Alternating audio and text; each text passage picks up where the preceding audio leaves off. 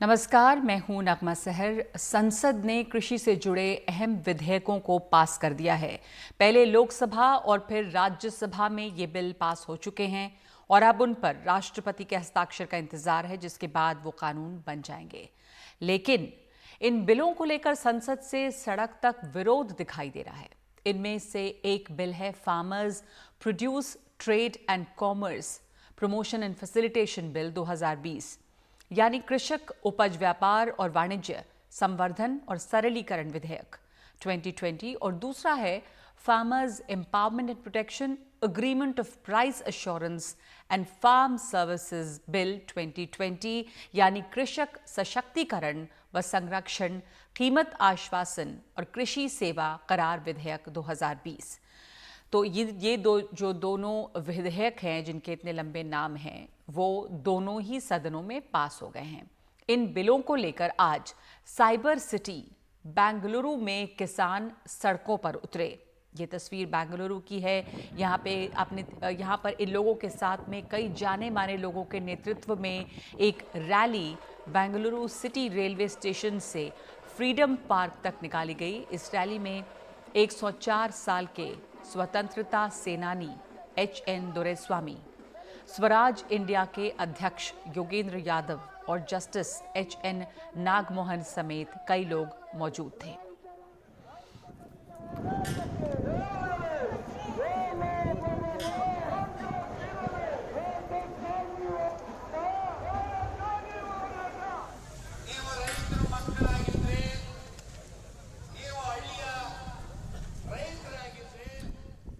सिर्फ बेंगलुरु नहीं, आज पंजाब, हरियाणा, दिल्ली, मध्य प्रदेश और कर्नाटक तक में विपक्षी दलों और किसानों के प्रदर्शन जारी रहे। विजयवाड़ा में एक बड़ा प्रदर्शन हुआ। हापुड़, अंबाला और लुधियाना में भी किसान सड़कों पर नजर आए।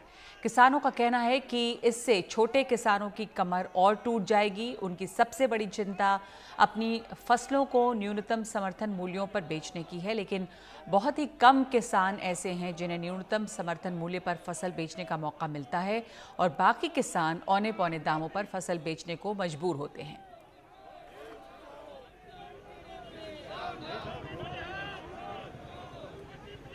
ये मजाक हो रहा है इस वक्त। इसलिए सवाल ये नहीं है कि सरकार MSP की क्या घोषणा कर देती है। प्रधानमंत्री कहते हैं MSP बरकरार रहेगी। इस देश का किसान पूछता है कि ये MSP आप दिलवाओगे कब? ये है न्यूनतम समर्थन मूल्य। MSP का मतलब है कि सरकार किसान को बोलती है कि देखो तुम अपनी फसल बोलो, कम से कम इतना तो तुम्हें मिलेगा, अगर ना मिले तो मेरे पास आ जाना। हकीकत ये है कि इस देश के 100 में से 10-15 किसान को ही वो दाम मिल पाता है। तो इसलिए आज किसान कह रहा है कि मुझे आप ये 3 बिल की सौगात मत दीजिए, ये तो हमने कभी मांगा नहीं, मेरे से बिना पूछे मेरे सर के ऊपर आप डाल रहे हो, ये तो मेरे पे पनिशमेंट है। आप मुझे केवल एक चीज दे दीजिए, MSP को लीगल राइट बना दीजिए। आप जो भी दाम डिक्लेयर करें सरकार की तरफ से, आप इतना सुनिश्चित कर दीजिए कि वो दाम मेरे को मंडी में मिल जाए। बताइए ये ठीक बात है कि नहीं? सरकार की दलील ये है कि इन कृषि बिलों से कृषि क्षेत्र में सुधार होगा, निजी निवेश से कृषि आधारित बुनियादी ढांचा मजबूत होगा और कृषि उपज को देश और दुनिया भर में पहुंचाने के लिए सप्लाई चेन बेहतर बनेगी, जिससे अंत में किसानों को ही फायदा होगा। सरकार के मुताबिक इसे छोटे किसानों को ध्यान में रखकर बनाया गया है, जो अभी अपनी उपज को लेकर ज्यादा मोलभाव नहीं कर पाते और जिन्हें बिचौलियों के भरोसे रहना होता है। यही नहीं, उन्हें तकनीक में निवेश और उत्पादन बढ़ाने के लिए भी पूंजी नहीं मिल पाती। इन बिलों से किसान अपनी उपज को APMC मंडियों के बाहर भी जिसे वो चाहे बेच सकते हैं। मैंने उस समय भी कहा था MSP जारी रहेगी। जो भारत सरकार ने कहा, जो नरेंद्र मोदी जी ने कहा, वो MSP घोषित करके उसको आज हमने प्रमाणित किया है।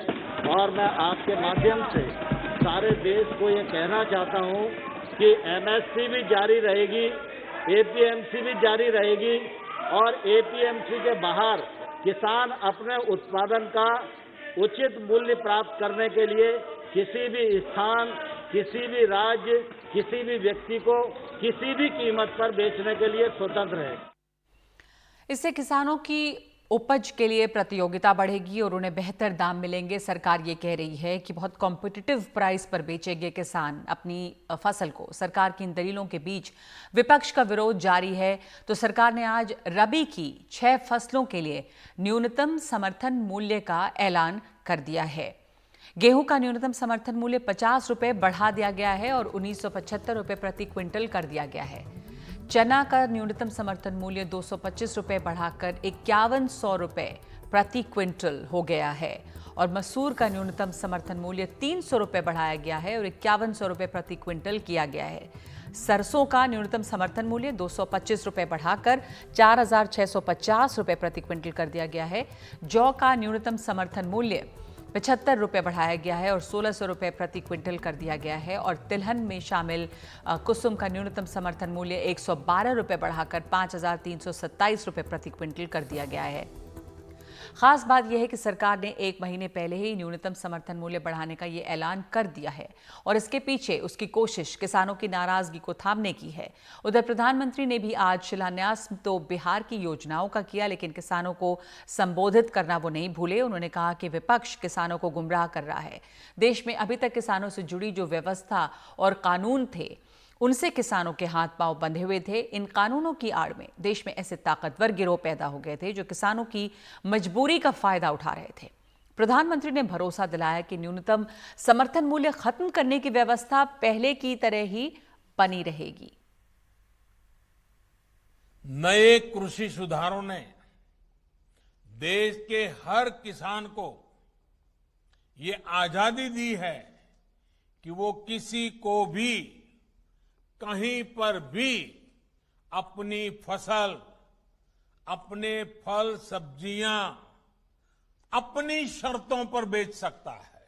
और मैं यहां स्पष्ट कर देना चाहता हूं कि ये कानून, ये बदलाव कृषि मंडियों के खिलाफ नहीं है। कृषि मंडियों में जैसे काम पहले होता था वैसे ही अब भी होगा। इस बीच कृषि बिलों के मुद्दे पर सरकार से बाहर होने वाली पार्टी शिरोमणि अकाली दल ने इस मुद्दे पर आज राष्ट्रपति को एक ज्ञापन सौंपा है और अपनी शिकायत उनके सामने रखी। शिरोमणि अकाली दल कोटे से मोदी सरकार में शामिल हरसिमरत कौर पहले ही मंत्रिमंडल से इस्तीफा दे चुकी हैं। तो क्या है कृषि से जुड़े इन बिलों में ऐसा कि एक तरफ इनका विरोध हो रहा है और दूसरी तरफ इनका समर्थन? इस बारे में ज्यादा जानकारी के लिए हमारे साथ 3 खास मेहमान हैं। हमारे साथ होंगे भारतीय किसान यूनियन के राकेश टिकैत, कृषि मामलों के जानकार देवेंद्र शर्मा और जाने माने कृषि अर्थशास्त्री अशोक गुलाटी। सबसे पहले हम अशोक गुलाटी जी से बात करते हैं। अशोक गुलाटी जी हमारे साथ इस वक्त मौजूद हैं और अशोक गुलाटी जी, मैं आपसे सबसे पहले तो यही पूछना है और समझना चाहती हूँ कि क्यों 2 हिस्सों में पूरा बट गया है ये जो किसान बिल के आने के बाद में किसान भी बटे हुए हैं, पॉलिटिकल पार्टीज जो हैं वो भी बटी हुई हैं। एक पक्ष कह रहा है कि ये कृषि क्षेत्र के उदारीकरण की तरफ पहला कदम है, दूसरा कह रहा है ये किसान विरोधी है। तो आपका क्या स्टैंड है इस पर और आप कैसे देखते हैं इसे? ये किसानों के लार्जर इंटरेस्ट में है, हित में है, कंज्यूमर्स के भी हित में है, क्योंकि जब तक कृषि वस्तुओं की एक सप्लाई लाइन ठीक तरह से नहीं बनेगी तो फार्मर को कम कीमत मिलती है और कंज्यूमर को हायर कीमत देनी पड़ती है।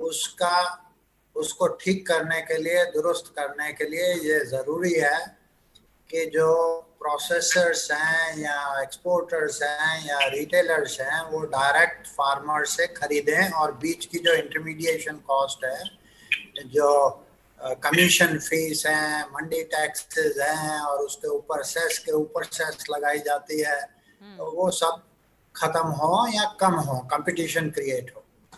अब इसमें एक तो ये आर्थिक कहानी है, दूसरी है पॉलिटिक्स की कहानी।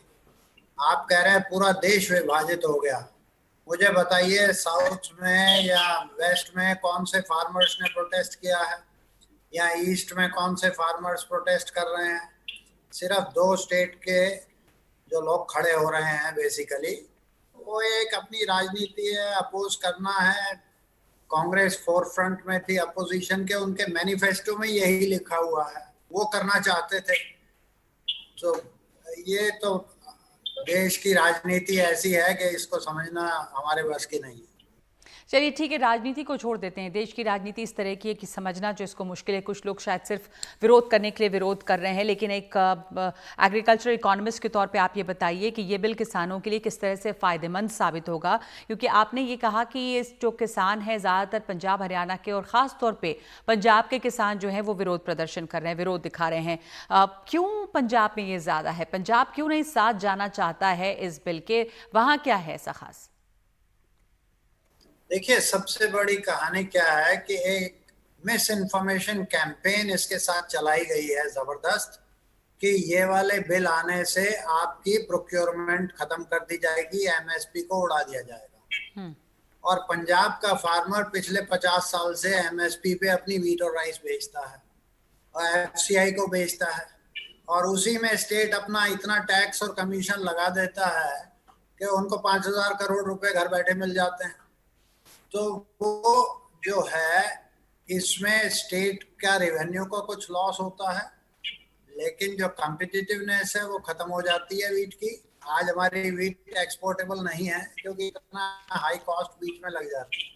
दूसरा ये है कि फार्मर का मार्केट रिस्क उसमें कम हो जाता है, जो भी है वो एफसीआई को दे दो, और एफसीआई कितना लेगी? आज अगर उसका buffer stock norm 41 million ton का है और देश में 1 जुलाई को 94 मिलियन टन का स्टॉक पड़ा हुआ था, तो वो सब इनएफिशिएंसी है सिस्टम की, जो आप और मैं टैक्स के थ्रू झेल रहे हैं। ये चीजों को कम किया जाए और फार्मर को जो देना है वो डायरेक्ट इन्वेस्टमेंट सब्सिडी दे दीजिए, और ना एमएसपी सिस्टम जाएगा ना प्रोक्योरमेंट जाएगी। ये एक मिस इन्फॉर्मेशन क्रिएट कर देगी फार्मर्स, ये है कि जी कल हमारा कोई खरीदेगा नहीं। ये कहाँ से? Politics, nothing else. तो आप जब कह रहे हैं कि ये सिर्फ जो है वो पॉलिटिक्स है, तो क्या कौन लोग इनको, उनका क्या इंटरेस्ट है जो पॉलिटिक्स उस पर कर रहे हैं? क्योंकि क्या ऐसा लगता है कि जो मोनोपोली रही है मंडियों पर, क्या उन्हें डर है कि वो ख़त्म हो जाएगा, इसलिए इस मोनोपोली को बचाए रखने के लिए किया जा रहा है? बिचौलिए जो हैं, मिडलमैन जो हैं, उनकी भूमिका पर क्या असर पड़ेगा? जो आढ़ती हैं उनकी भूमिका पर किस तरह का असर पड़ रहा है? क्या मंडियों में किसानों पर उनका जो एकाधिकार रहा है उसको ख़त्म होने का डर है? बिल्कुल सही बात है, क्योंकि उसका ऑब्जेक्टिव ही उस मोनोपोली को तोड़ने का है। मुझे बताइए कि एफसीआई अगर पंजाब से वीट और राइस खरीद रही है, तो बिचौलिए का काम क्या है बीच में? है क्या वो ऐसी चीजें कर रहा है जिसके कारण उसको 2.5% वहां पे ना कोई ऑक्शन होती है, ना दूसरा कोई खरीदार है? एफसीआई ने खरीदना है, मंडी में वो ला रहा है, मंडी सरकार की है, और 2.5% उसको कमीशन दे दीजिए। और 2.5% पे नहीं रुकता, स्टेट अपना 6% और ऐड कर देता है उसके ऊपर, तो 8.5% एफसीआई को ज्यादा देना पड़ता है ऑन टॉप ऑफ एमएसपी। किस बात का? तो उसके ऊपर प्रेशर पड़ेगा, कंपटीशन बढ़ेगा। This is like old days of Indian airlines के एक ही मोनोपोली है, इसी पे जाइए और हायर कीमत पे टिकट मिलेगी और लोअर सर्विस होगी। अब 5 एयरलाइन और आ गई तो कंपटीशन होगा। एपीएमसी में भी रिफॉर्म कीजिए। तो इसलिए जो बीच में इंटरमीडिएशन कॉस्ट है वो जब कम होगी, उसका कुछ फायदा फार्मर को जाएगा और कुछ फायदा कंज्यूमर को भी जाएगा। अच्छा, ठीक है। You are making the whole system more efficient. ठीक है, आप कह रहे हैं कि इंटरमीडिएशन कॉस्ट जो है वो कटेगी, तो जो सिस्टम है वो और एफिशिएंट होगा, वो और कारगर होगा।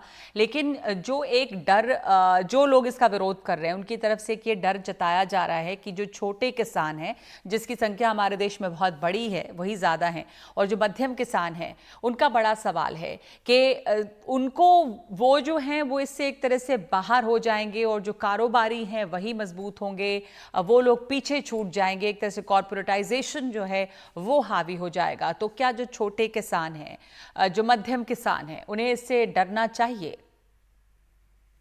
जहां से विरोध आ रहा है, किसान पंजाब का देश का सबसे बड़ा किसान है, छोटा किसान नहीं है। देश में अगर एवरेज होल्डिंग साइज 1.08 हेक्टेयर्स है, तो पंजाब में 3 हेक्टेयर से ऊपर है एवरेज। ऐसे ऐसे किसान बैठे हैं जिनके पास 5-5 हजार एकड़ बैठे हुए हैं लेके, आप कहते हैं कि छोटे किसानों को, छोटा किसान तो बेचारा मार्केट को देख रहा है और वहां पे ही आड़ती फंसे हुए हैं ज्यादा। तो वहां उसी को ब्रेक करने के लिए ये छोटे किसानों का, जैसे फार्मर प्रोड्यूसर ऑर्गेनाइजेशंस बने साथ में, जैसे कोऑपरेटिव मिल्क कोऑपरेटिव्स बनी थी, वो प्राइम मिनिस्टर ने अनाउंस किया 10,000 फार्मर प्रोड्यूसर कंपनीज या ऑर्गेनाइजेशंस बनेंगे। इंफ्रास्ट्रक्चर डेवलपमेंट जो एग्रीकल्चर के लिए है 1 लाख करोड़, उसके लिए अनाउंस किया है।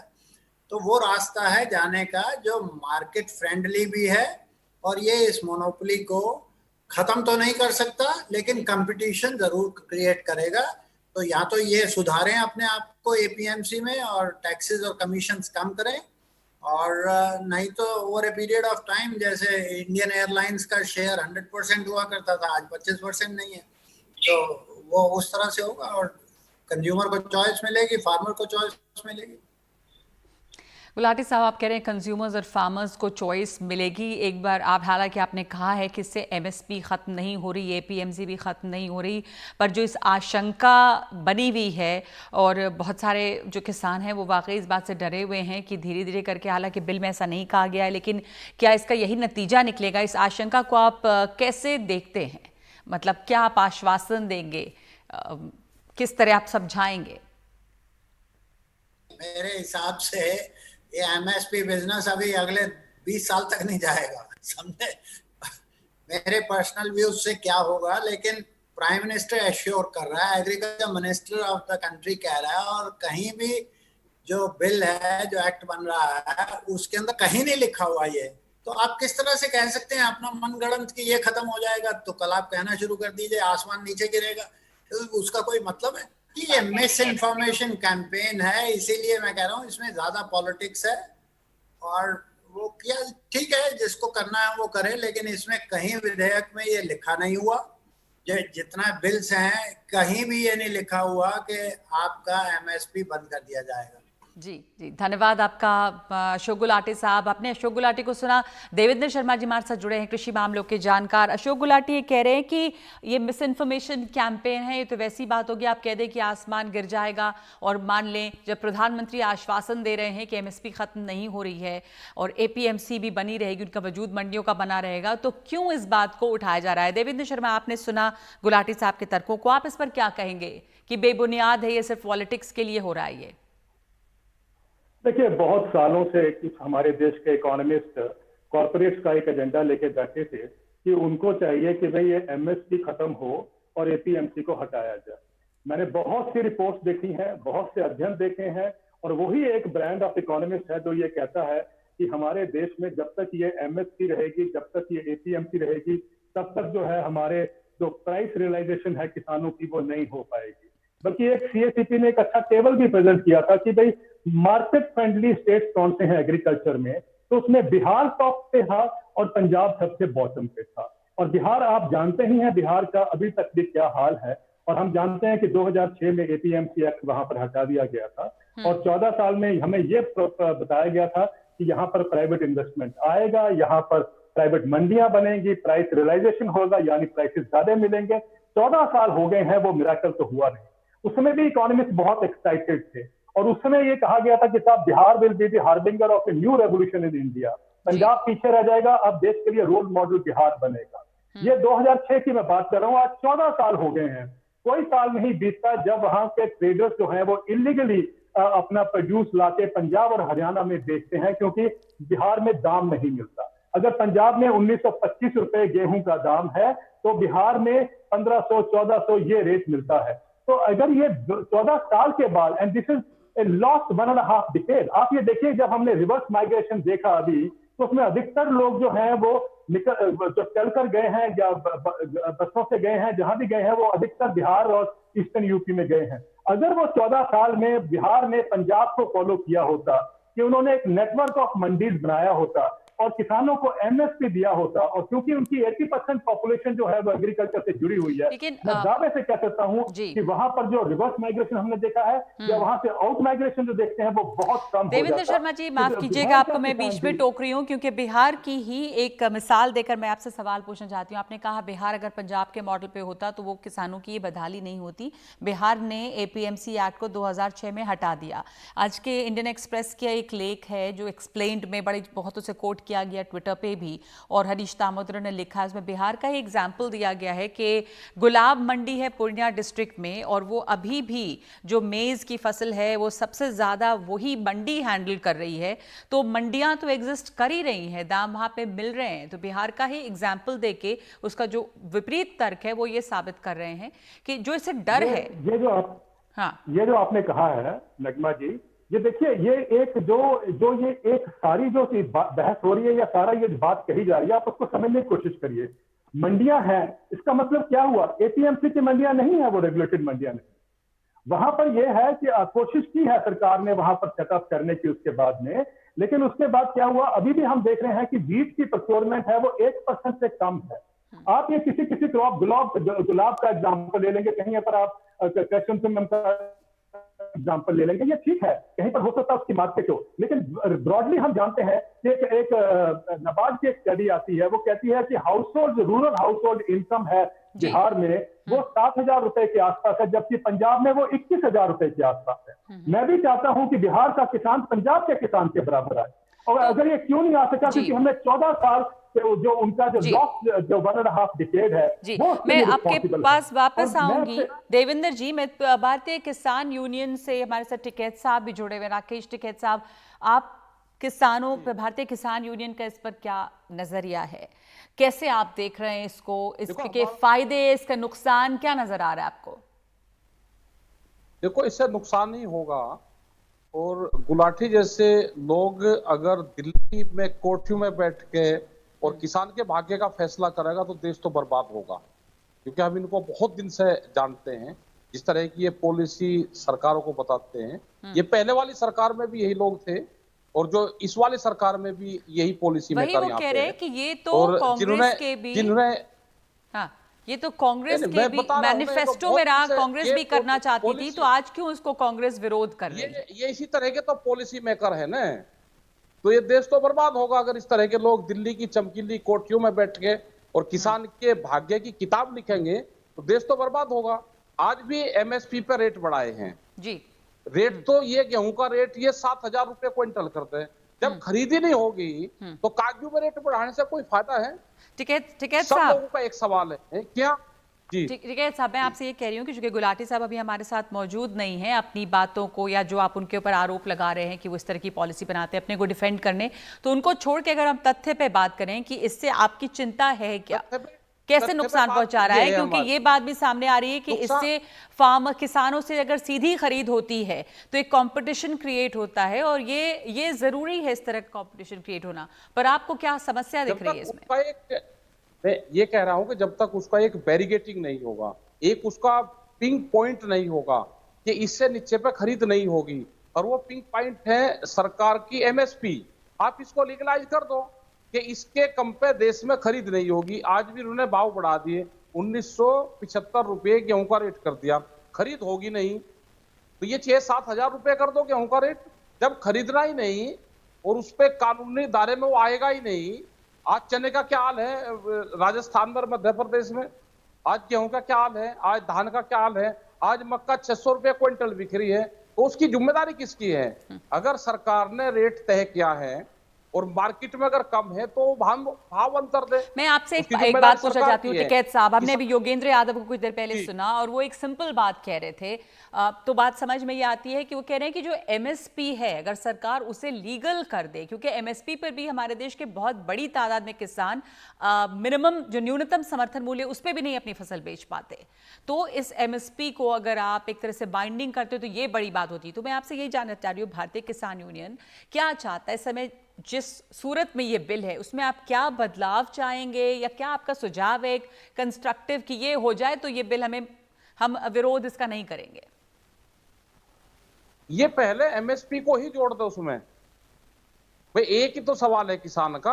हाँ। आप इसमें एमएसपी को तो कंटिन्यू वो तो करवा बार दो, इसको बार जोड़ दो। एग्रीकल्चर मिनिस्टर, ये कृषि मंत्री कह रहे हैं, प्रधानमंत्री नहीं, कह रहे नहीं, हैं वो ये कि कह रहे हैं कि एमएसपी एमएसपी तो खत्म कहीं नहीं किसी ने होगी। कहा ही नहीं कि हट रही है, तो क्यों आपको आशंका है? और एमएसपी तो हट जाएगी जब ये बिकेगी नहीं, मंडियां खत्म होगी। आज हरियाणा और पंजाब में सबसे ज्यादा आंदोलन क्यों हो रहे हैं?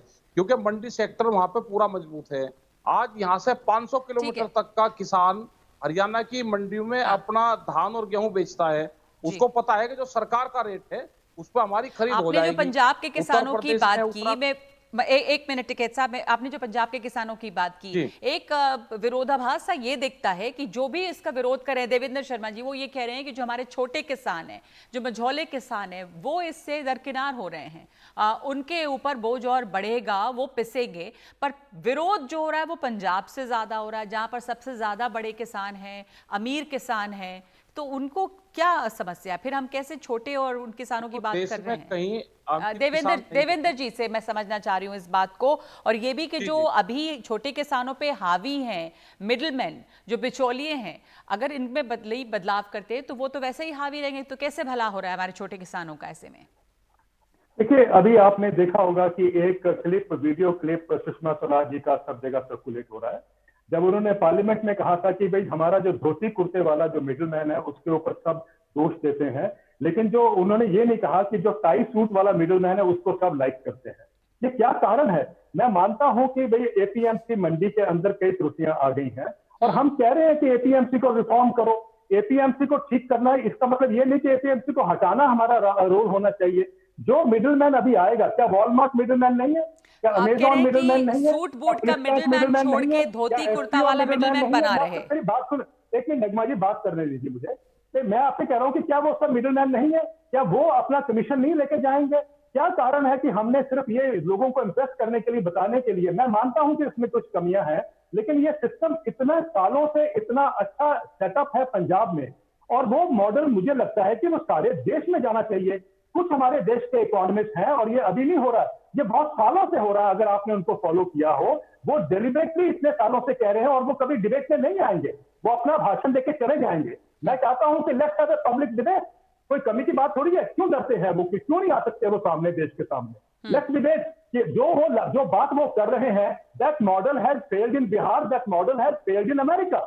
जहां से ये कट एंड पेस्ट किया गया है ये मॉडल अमेरिका में या यूरोप में, मैं एक मिनट इंटरफेयर कर रही हूँ, आप ही से सवाल मैं समझना चाह रही हूँ। आपने जो बात अभी की कि ये मॉडल फेल कर रहा है, और जिस तरह से ये मॉडल अभी चल रहा था वो अच्छा मॉडल था, तो फिर जो इसका काउंटर सवाल ये भी है कि अच्छा था तो फिर हमारे किसान इतने बदहाल थे, इसमें कुछ कमियां तो थी, बहुत दिनों से कांग्रेस के भी मैनिफेस्टो में था कि इसको बदलने के लिए, तो क्या सुधार इसमें होना चाहिए था?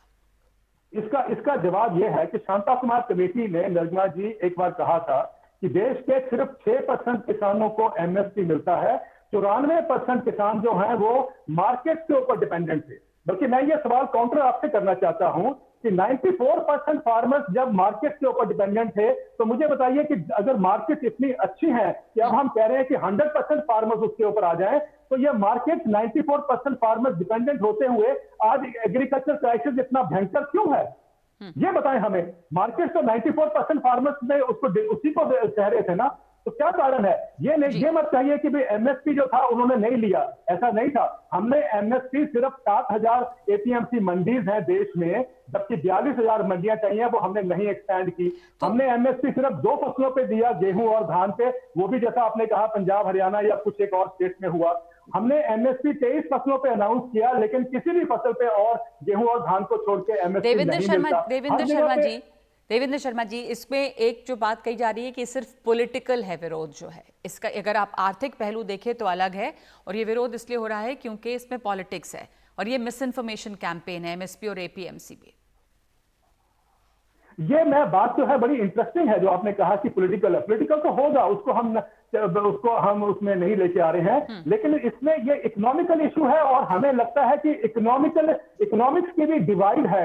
आप सिर्फ पॉलिटिशियन की डिवाइड मत सोचिए, इकोनॉमिक्स की डिवाइड है। जो इकोनॉमिस्ट कॉर्पोरेट के साथ देते हैं वो इस बात को सपोर्ट करते हैं कि देश में ओपन मार्केट हो। ये बड़ा दुर्भाग्य है इस देश का। मैं वही बता रहा था आपको कि जो ओपन मार्केट अमेरिका और यूरोप में फेल हो चुकी है 7 दशकों के बाद, कि आज अमेरिका के किसानों के ऊपर $425 बिलियन की बैंकरप्सी है। ठीक है, तो आप कह रहे हैं कि अर्थशास्त्रियों में भी ये डिवाइड है। जो बड़े बिल्कुल है, कॉर्पोरेट्स बहुत जबरदस्त डिवाइड का है। साथ दे और रहे यही हैं हमें वो जानना इसका है कि समर्थन बाय प्लेन करते हैं ओपन पॉलिटिशियन मार्केट का। किसानों का जो समर्थन कर रहे हैं वो कह रहे हैं कि ओपन मार्केट ना हो, लेकिन ये भी सवाल उठता है कि जब भी ओपनिंग अप इकोनॉमी की हुई थी तो विरोध होता है, पर वो जरूरी है। और इसकी मिसाल जो है इंडियन एयरलाइंस की मोनोपोली को खत्म करने को लेकर भी दिया गया। बहरहाल इस समय प्राइम टाइम में हमारे सब पास इतना ही समय है। शुक्रिया आपका देवेंद्र शर्मा जी और टिकैत साहब अपनी बात रखने के लिए कि क्या इसके तर्क हैं और क्या इसका दूसरा पहलू है। प्राइम टाइम में इस वक्त हम ब्रेक ले रहे हैं और फिर आपको किसानों की ग्राउंड रिपोर्ट दिखाएंगे।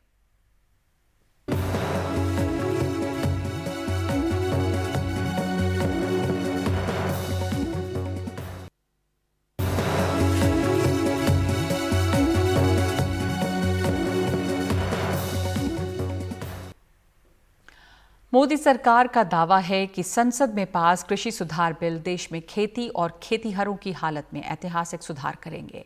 इन विधेयकों से कई राज्यों के किसानों में नाराजगी दिख रही है। उन्हें चिंता है कि उन्हें न्यूनतम समर्थन मूल्य मिल पाएगा या नहीं।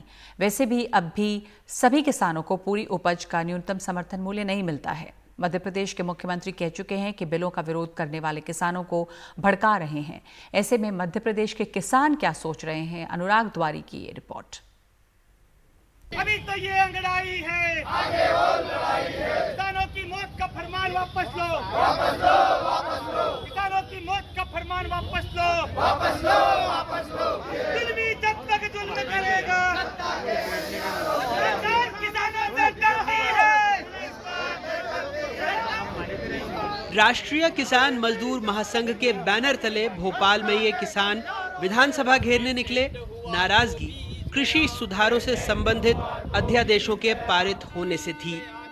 किसानों के लिए जो कृषि अध्यादेश लाए गए हैं, उन अध्यादेशों में किसान को नुकसान है। कुल मिला के हमारी मांग है कि ये अध्यादेश वापस किया जाए। आज से 10 साल पहले जो गेहूँ 1500 से 2000 बिक रहा था, आज भी बिक रहा है। इफ्को की बोरी 444 रुपए की थी, उसको 1350 रुपया कर दिया गया। अभी कर दिया। ये कौन सा न्याय है? अच्छा, दूसरी बात, 50 किलो की यूरिया की बोरी थी जो 150 रुपए में मिलती थी, आज 45 किलो की कर दी और 350 रुपए कीमत कर दी उसकी। का नुकसान ये है कि 900 पेज का जो ड्राफ्ट दिया है उसमें सबसे बड़ा हमारा जो न्यायिक अधिकार है वो छीन लिया गया है। जो न्यायिक अधिकार है, हम न्यायालय नहीं जा सकते, तो हम कहाँ जाएंगे? तो बोला आप एसडीएम के पास जाओगे, फिर कहाँ जाओगे? कलेक्टर के पास जाओगे। कि अभी मंडी सचिव जो होता था वो हमारा गवाह था। अब गवाह कौन बनेगा कि हमारा माल खरीदा है? अब कौन बनेगा गवाह? पहले हमारा मंडी सचिव गवाह रहता था कि हाँ हमने उसको 5 कुंटल किसी व्यापारी को माल दिया है। उस व्यापारी के हिसाब से हमारा मंडी एक रसीद देता था। मंडी अधिकारी जो सचिव होता है वो हमको बाकायदा रसीद देता था कि फलाने एक व्यापारी ने हमारा इतने कुंटल माल खरीदा है। अब कौन गवाह बनेगा? आज़ादी के बाद सरकार का कहना है कि कृषि क्षेत्र में सबसे बड़े सुधार वो लेकर के आई है, लेकिन क्या किसान भी ऐसा मानते हैं? क्या उनको कोई डर है इन 3 कानूनों को लेकर? जैसे कुछ राज्यों में किसान सड़क पर है, उनको लग रहा है कि न्यूनतम समर्थन मूल्य खत्म हो जाएगा या उनको कोई और दिक्कत आएगी। क्या है सर कि जैसे जो मंडी से जो किसान अनाज बेचता है वो सुरक्षित रहता है। अब बाहर किसान की मजबूरी, वो कहाँ पे ले जाएगा, कहाँ कर बेचेगा, और मंडी है। दो व्यापारी देगा तो दो में घाटा में नहीं रहेगा किसान, घाटा में नहीं रहेगा। कहीं मंडी रहे तो व्यापारी आपस में साठ गांठ करके हमारे बिहार में कहते केनात के एक व्यापारी एक बनियो करे मनमानी। समर्थन मूल्य हो या व्यापारी खरीदे 2500-3000 के बीच में गेहूँ बेचना चाहिए, कुल मिला के बात ये। लेकिन हर किसान खुश है ऐसा भी नहीं। हम तो साहब मंडी बेचते हैं। मंडी बेच रहे हो? हाँ, बिल्कुल डर है। डर है? कैसा डर है कि कई का तो 1400 ही मंगे, कई का 1500 मंगे। मनमान्य भाव है, वो मनमान्य भाव लगाएगा वो। हम अक्सर ये सुनते आए हैं कि कृषि भारतीय अर्थव्यवस्था का इंजन है, लेकिन हकीकत क्या है? रामनगर में युवा किसान बिल के खिलाफ हैं, लेकिन पुरानी पीढ़ी को लगता है ये किसानों के लिए अच्छा है। गेहूँ पिछले साल 2000 के बिकते थे, इस समय आज 1400 रुपये बिक रहा है। आपके मन में क्या डर है कि क्या वाकई ये कानून लागू होने के बाद ये 1400 रुपये यथावत, मतलब आपको कभी एमएसपी मिलेगा ही नहीं? नहीं सर, इसमें एमएसपी मिलना शायद लग नहीं रहा है मेरे को कि एमएसपी मिलेगा इसमें। आपको भी डर है क्या इस तरह का जो जैसे आपके युवा साथी ने, आपको भी लग रहा है कि हाँ, ऐसा लग रहा है। सरकार जो कह रही है कि मंडी आप कहीं भी जाके बेच लो। हाँ, वो में लाभ है, हमें हमारी इच्छा है तो हम बम्बई बेचा, कहीं भी बेचा तो हमें दाम अच्छा मिले। हालांकि तेज सिंह जैसे बड़े किसानों का कहना है ये बिल किसानों के खिलाफ है। ये गलत है, किसानों के हित में नहीं। क्यों, ऐसा क्यों?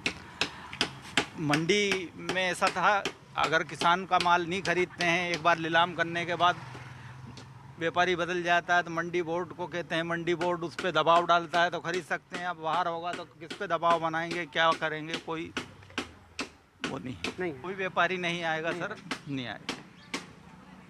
तो आपको लग रहा है कि ये किसी काम के नहीं है जो सुधार किए हैं? हाँ, नहीं है किसी काम। कन्हेरिया में न तो किसान डरे हैं न ही सुधारों को लेकर आशान्वित हैं। उनकी तकलीफ कुछ और है।